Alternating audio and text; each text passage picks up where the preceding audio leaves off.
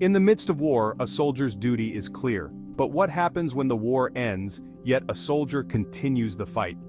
Meet Hiroo Onada, a man whose story is not just about survival but about resilience, belief, and the true meaning of duty.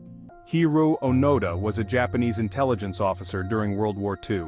In 1944, he was sent to the Philippines with a singular mission to conduct guerrilla warfare and disrupt the enemy, at any cost. Onada was stationed on Lubang Island, just one of many soldiers who were dispatched during the war's final days. But what set Hiroo apart was his unshakable belief in his mission. When Japan officially surrendered in 1945, the war was over. But Onada didn't know that. For 29 years, Hiroo Onada stayed hidden in the jungles of Lubang Island, fighting a war that had already ended. He refused to believe the news of Japan's surrender, convinced it was enemy propaganda. His orders were clear: never surrender, never leave your post.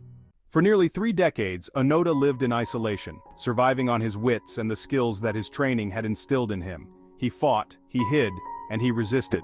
Every year the world changed, but Hiroo Onada stayed the same. Imagine the hardships he faced, the isolation, the doubts, the hunger. There were moments when he saw the signs that things weren't what they seemed. Yet, he remained steadfast, unwilling to let go of the mission that had defined his life. Onada's story is not just about stubbornness, it's about commitment. He didn't give up, not because he couldn't, but because he believed that honor, duty, and loyalty meant more than simply following orders.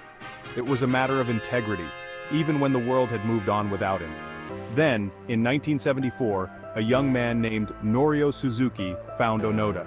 He came to Lubang not just to find him, but to honor the soldier's commitment. And it was Suzuki who brought the message that the war had ended, that Japan had surrendered nearly 3 decades ago. When Onada learned the truth, it was a moment of profound reflection. He had given his life to a cause that no longer existed, but his dedication remained unshaken. Onada wasn't just a soldier, he was a symbol of perseverance, a living testament to what it means to stay true to one's beliefs, no matter the cost. And when he finally returned to Japan, it wasn't with shame or regret. He had fulfilled his duty to the letter, and despite the passage of time, his heart had never wavered. Hiroo Onada's story reminds us that commitment to a cause is not just about the mission itself, but about the strength within ourselves to keep going, even when everything around us changes. Hiroo Onada's legacy is not just about military duty, it's about a deeper, more profound lesson. It's about believing in your purpose, standing firm in your convictions, and never letting go, even when the world moves on without you. The battle may be over, but the spirit to keep going, that is timeless. The question is, what will you do with your time?